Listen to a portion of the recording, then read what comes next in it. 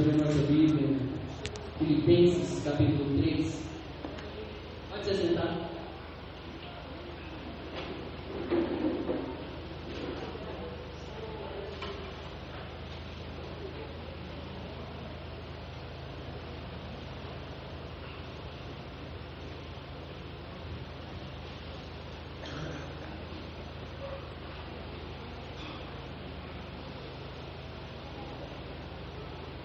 Todos acharam?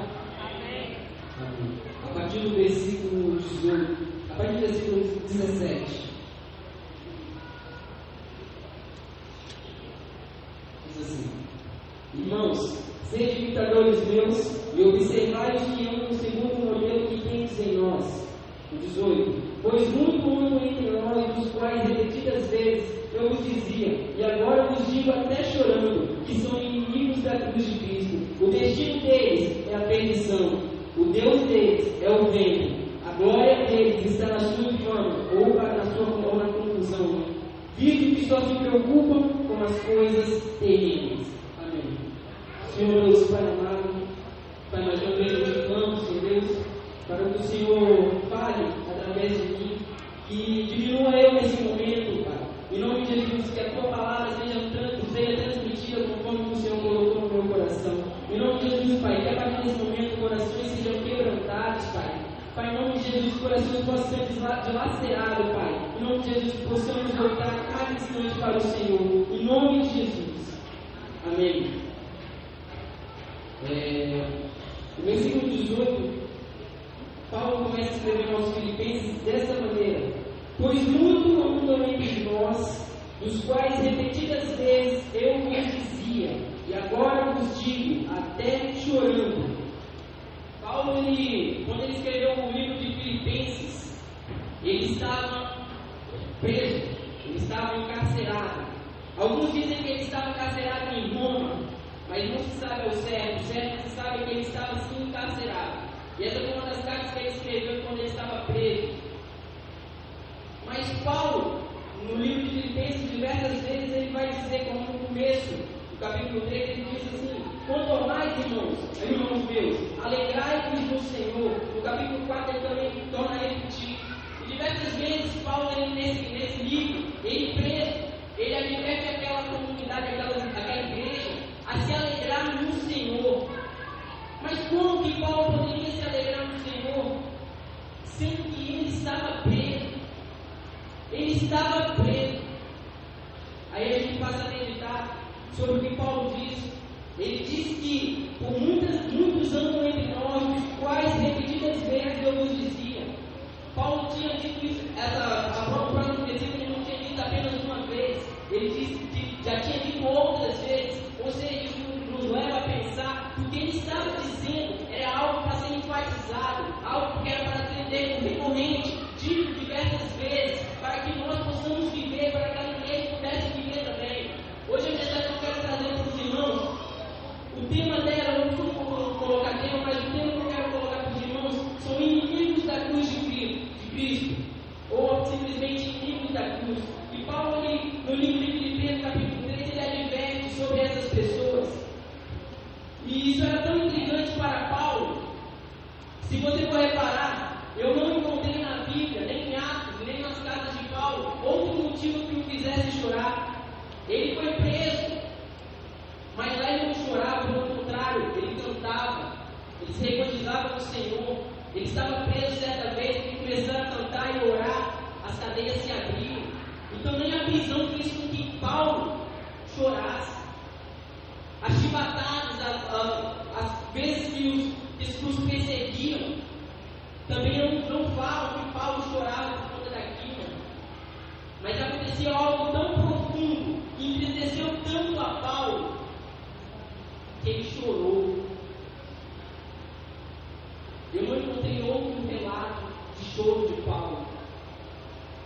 Ele diz: por muitos andam entre nós, dos quais repetidas vezes eu vos dizia, e agora vos digo até chorando, que são inimigos da cruz de Cristo.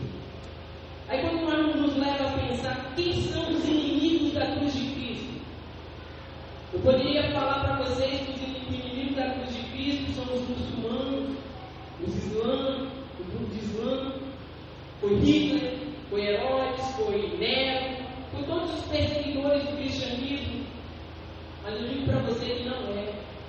Os inimigos da cruz de Cristo não são esses homens sanguinários que matam cristãos, que perseguem cristãos.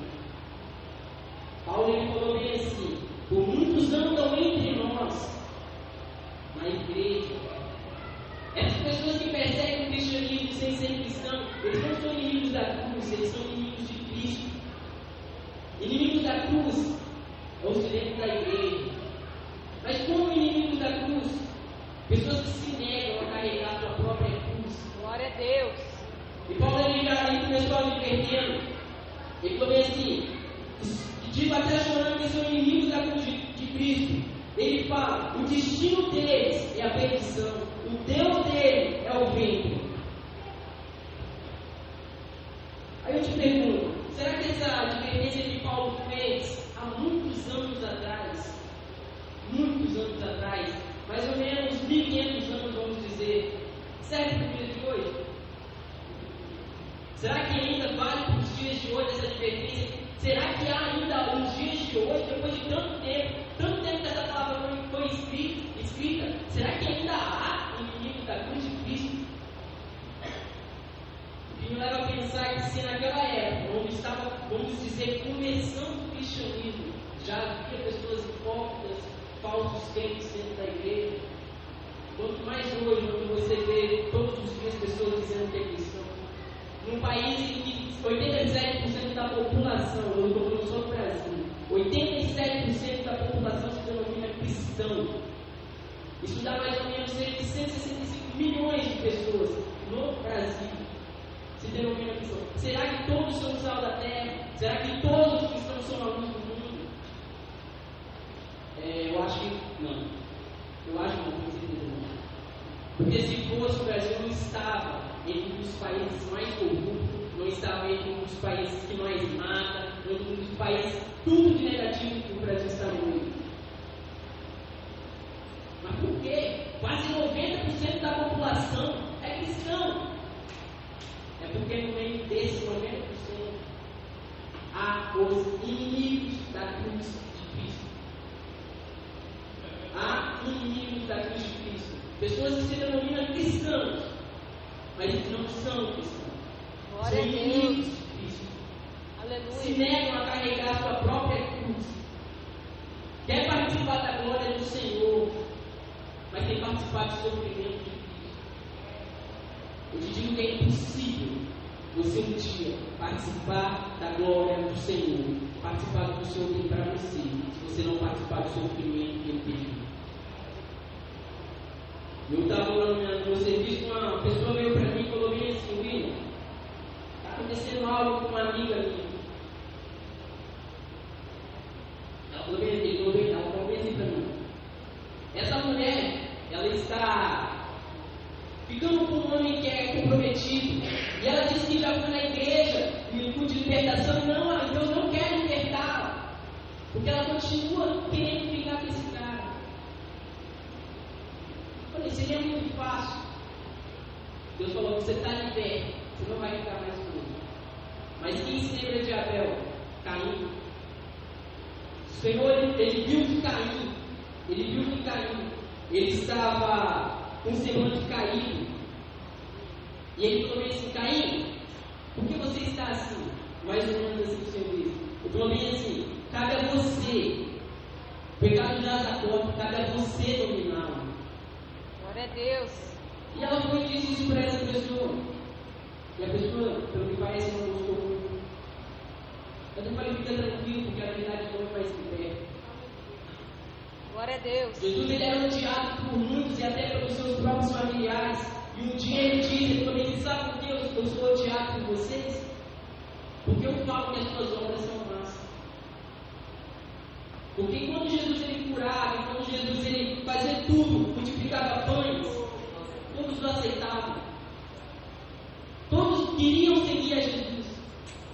Mas no dia que ele falou: eu sou o pão da vida, eu sou o rio cuja eu sou a água da vida, eu sou o rio, o pão da vida, eu sou tudo. Não tem como pegar o céu se não for por mim, eu sou o caminho, a verdade e a vida. Quando ele disse que não é possível entrar no reino do céu sem negar a si mesmo, ó, todo mundo, ó, saiu fora. E o certo pregador, uma vez, ele disse bem assim, que essa geração que vivemos é a geração que mais vai encher o inferno. Mas por que ele disse isso? Vamos trazer para o Brasil, como eu disse, quase 90% da população é cristã. Como? 90% da população é cristã, 90% das pessoas salvas, não vai encher o inferno. Não a geração que está no Brasil. Sabe por que vai encher?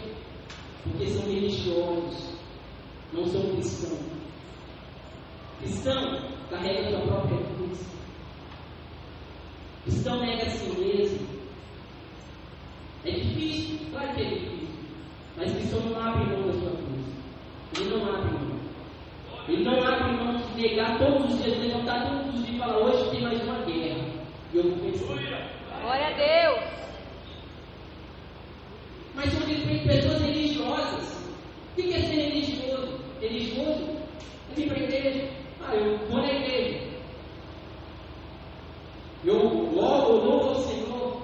Eu vou na igreja, professo minha fé no Senhor. Está tudo muito feito, está tudo muito lindo. Assisto uns filmes evangélicos, escuto umas musiquinhas. Está tudo feito. Eu sou cristão e estou salvo. Não. É muito mais do que isso. Ser cristão não é assim. É muito mais apertado o caminho. A porta é muito mais estreita.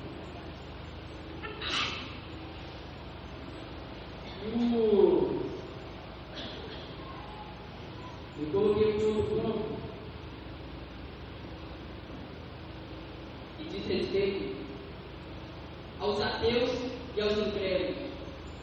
Porque se você for analisar ateus e incrédulos, eles falam e até chegam a blasfemar sobre Cristo. Mas eu digo para você, você não deve se preocupar com isso. Porque isso não vai afetar em nada a sua salvação. Claro, você não deve cooperar para que isso aconteça. Mas você tem que se preocupar com essas pessoas que eu estou falando com você, que são os inimigos da cruz. Porque essas pessoas, elas são as que, dentro da igreja, causam divisões dentro da igreja. Se elas não conseguem carregar a sua cruz, elas também não querem que ninguém carregue a dela. Pessoas que vivem falando mal uns dos outros. Glória a Deus. Pessoas que não conseguem ter amizade verdadeira com ninguém. Pessoas que não têm condições de ficar 5 minutos lendo a Bíblia. Não conseguem orar 10 minutinhos. Pessoas que não querem o sacrifício, não aceitam o sacrifício de Cristo. Acham que tudo foi muito moleza.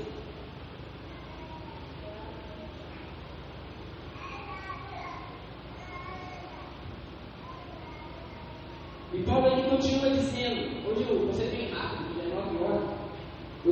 Paulo continua dizendo no versículo 19, ele diz assim: o destino deles é a perdição, o Deus deles é o vento, e a glória deles está na sua infâmia, visto que só se preocupam com as coisas terrenas. O Deus deles é o vento. Por que o Deus deles é o vento?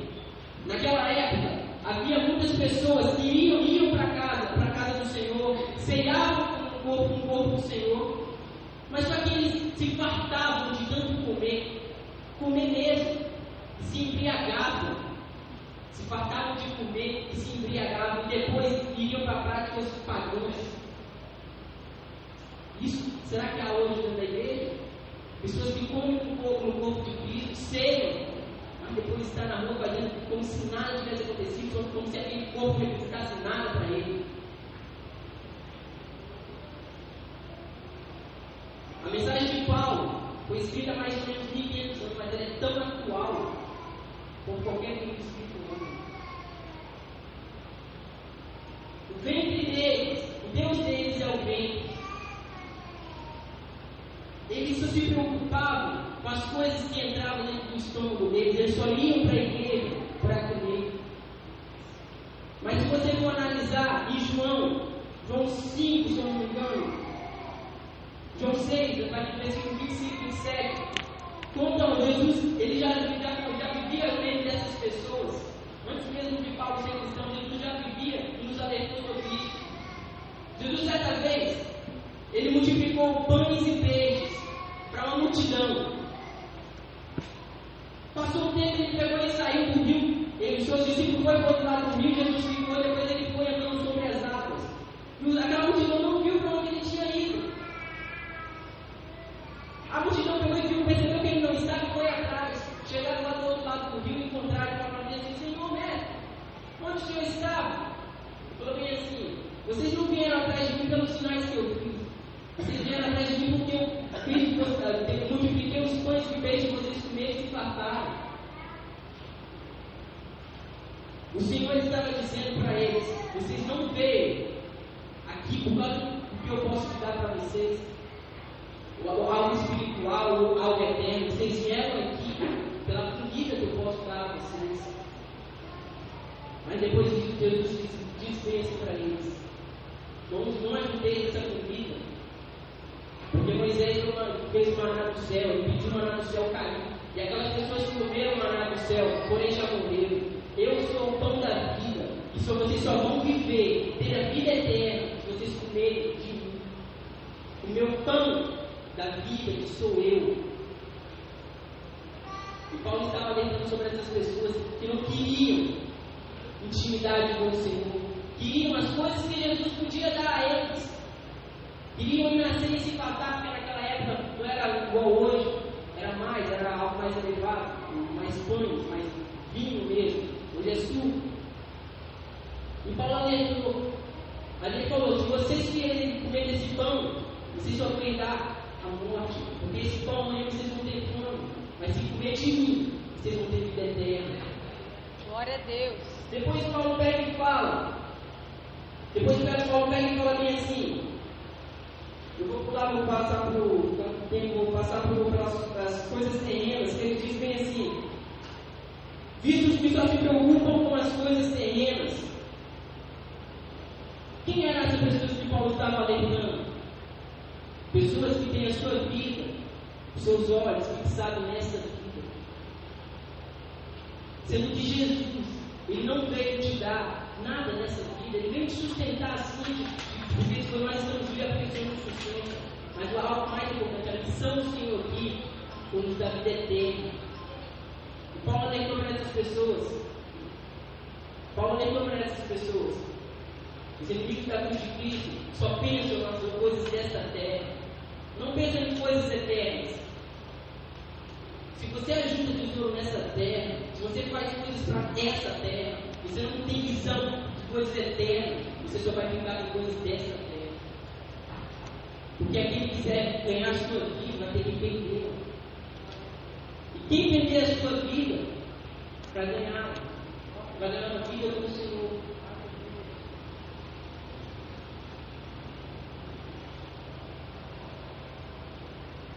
Mas hoje é meio diferente. Antigamente, Jesus, um simples nazareno, uma pessoa que vivia a pé para todos os lados, andava num jumentinho, não tinha lugar para reclinar na cabeça. Ele era cristão verdadeiro, porque ele era o Cristo. Paulo também não tinha muito luxo, era cristão verdadeiro. Pedro também não era cristão verdadeiro. Mas não vai hoje um crente que se diz cristão verdadeiro, não tem uma casa, não tem um carro. Todo mundo vai pensar: esse cara está em pecado, não é possível. Até ele mesmo vai pensar: não é possível que eu não tenha uma casa, um carro. Como? Nós não conseguimos colocar na nossa cabeça que sim, é possível um mendigo ser cristão verdadeiro. É possível sim. Por que não? Cristão verdadeiro é quanto mais você tem, mais cristão você é. Glória a Deus. Quanto mais dinheiro você tem, quanto mais posição profissional, posição em cargos você tem, quer dizer que mais cristão você é, mais Deus está te abençoando? Não tem nada a ver com isso ser cristão. Cristão verdadeiro é aquele que pega a sua cruz, as suas dificuldades e coloca nas costas e fala: eu vou carregar. Assim como Jesus carregou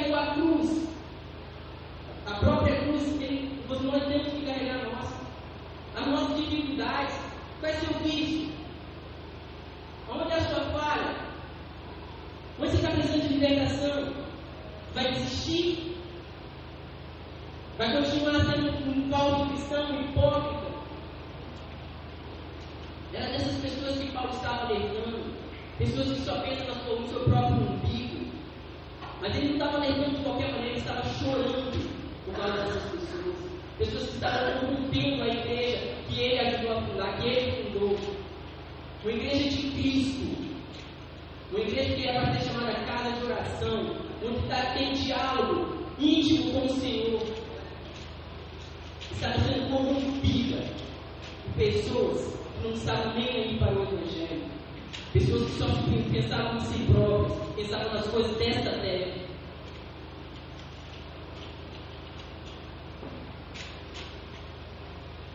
E no começo do versículo 19, Paulo ele diz bem assim: o destino deles é a perdição. Pessoas que só pensam em si mesmas, só pensam em herdar as bênçãos do Senhor. E quando o Senhor está multiplicando, e quando o Senhor está fazendo com que elas partem, está tudo muito bom. Pessoas que só pensam nas coisas dessa terra e não têm visão para pensar, juntar tesouro no reino eterno.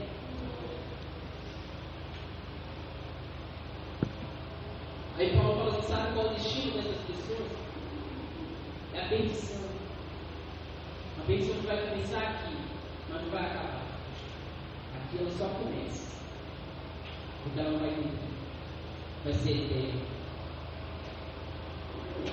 É triste pensar que alguns cristãos, e Deus por misericórdia, é triste pensar que alguns cristãos no dia do juízo, não querem entrar na fila da lá, não, você vai falar: o que você está fazendo aqui?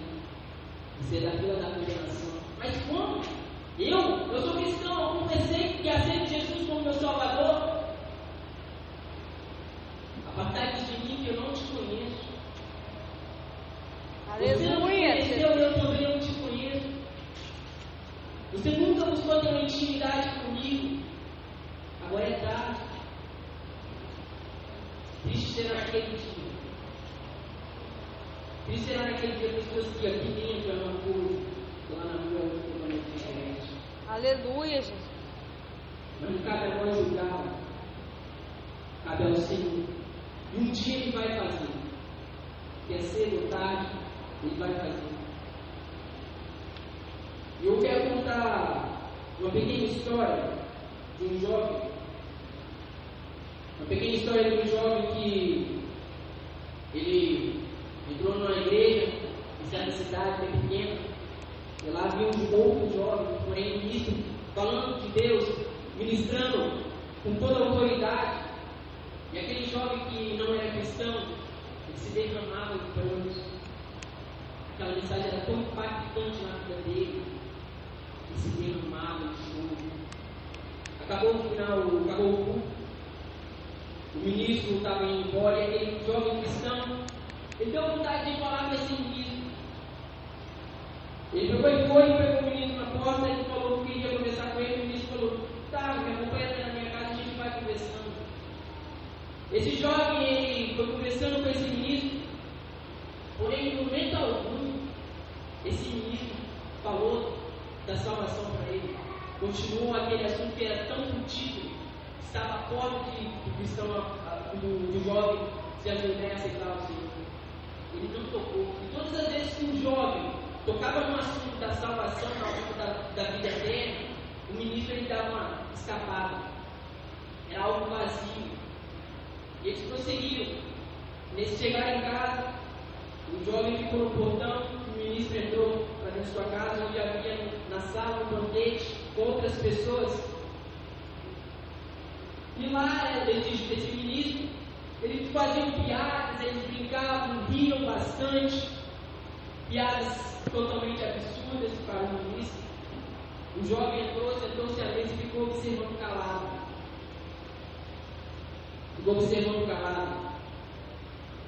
Aconteceu que, passando alguns minutos, esse jovem se levantou com toda a raiva, bateu na mesa e saiu calado. E foi para o quintal e falou bem assim: Senhor, ele falou bem assim: a partir de hoje, eu não acredito em Cristo, eu não acredito em Deus, eu não acredito em nada que vem de Cristo. Porque esse ministro que pregou sobre a salvação, sobre o Cristo, hoje aqui não teve a atitude de um cristão. A partir de hoje, eu nego a Cristo. E eu quero, Senhor, que a minha alma, Senhor, recorra dele. Ele falou mais ou menos, não vou lembrar. Passou alguns anos, esse jovem, ele se encontrava enfermo, já era mais de idade, se encontrava enfermo nessa cidade. Ele, no meio de morte, ele pegou e chamou alguém e falou bem assim: eu quero que você chame esse tal pregador. Por coincidência ou não, por nome de Deus, esse ministro, na época, ele estava perto dessa cidade. E essa pessoa encontrou e foi. Ele pegou e foi com a Bíblia debaixo do braço, entrou na sala, sentou-se. E aquele jovem que estava no leito falou bem assim: eu ouvi pregar uma vez. O ministro falou bem assim: glória a Deus. Ele falou assim: eu não vejo motivo algum para Deus ser glorificado. O ministro regalou por ele e falou bem assim: você pregou sobre esse tal assunto nesse determinado dia. Se você se lembra, ele falou: me lembro muito bem. Ele falou assim: pois então, eu sou aquele jovem que te acompanhou pelo caminho. Eu vi as suas atitudes, o senhor lembra? Ele falou: não lembro. Ele falou: pois então, depois que eu vi as suas atitudes, eu, a partir daquele momento, eu excluí totalmente Cristo da minha vida. E hoje eu estou no leito de morte, eu te chamei para falar isso. Que eu vou morrer. Mas tão certo quanto a minha morte, será o dia do juízo, que eu falarei com Deus e cobrarei dele, de você, a minha alma.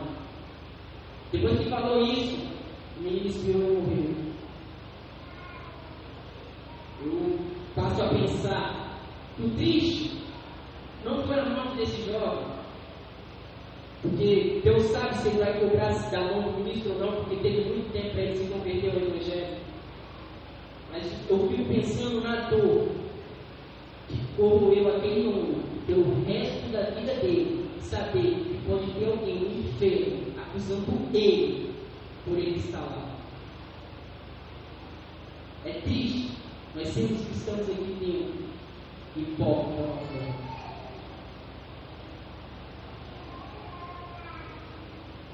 Mas eu quero ler um último versículo que se encontra em Josué,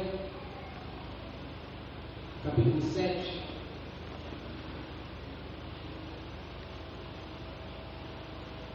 Já estou terminando, eu me entendo mais tudo.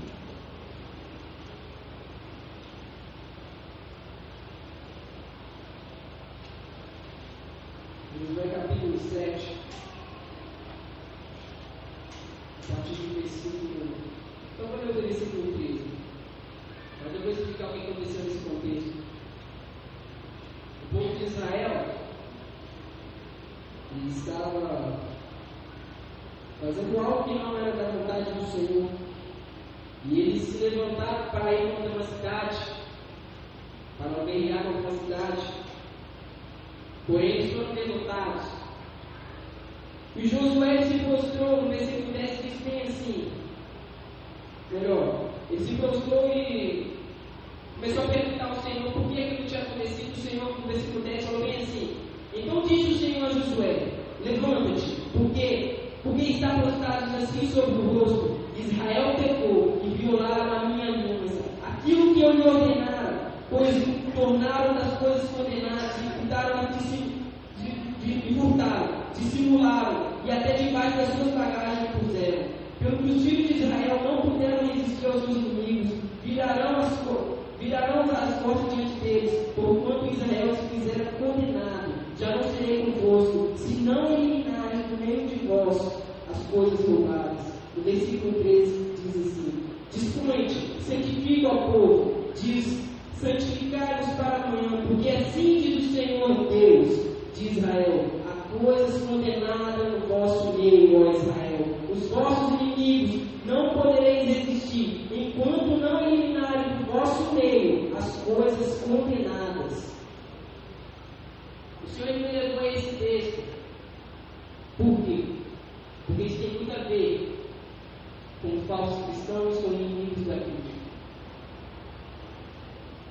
Pessoas que até hoje não alcançaram aquele sonho desejado, não que nós devemos colocar tempo, mas até o Senhor coloca e ele sabe o tempo dele. Mas pessoas que nunca conseguem atingir um grau mais elevado espiritualmente. Por quê? Porque se recusam a tirar do meio deles as coisas que o Senhor contém. Pessoas que estão no nosso meio todos os dias. E no final, se você for ler, você vai ver que realmente o que o Senhor estava falando era totalmente verdade, provavelmente. Mas depois ele fez como se fosse uma peneira, descobrindo que assim, no meio de Israel havia um que tinha roubado e estava com as coisas condenadas no meio deles. E hoje eu digo para você: tire as coisas condenadas do meio de vocês, de nós. Que nós possamos tirar as coisas condenadas do nosso meio. E possamos professar nossa fé, não com palavras, mas com atitudes. Possamos colocar nossa cruz aqui, nas costas. E não sejamos crentes falsos, porque nós podemos enganar todo mundo, podemos enganar o mundo inteiro, pastores, congregações inteiras. Mas no juízo do Senhor, ninguém vai escapar. Glória a Deus! Ninguém vai escapar. Porque hoje nós estamos num período de graça, mas a ira, a cólera do Senhor cai sobre essa terra. E no dia do juízo, não terá para onde correr. Amém? Glória a Deus.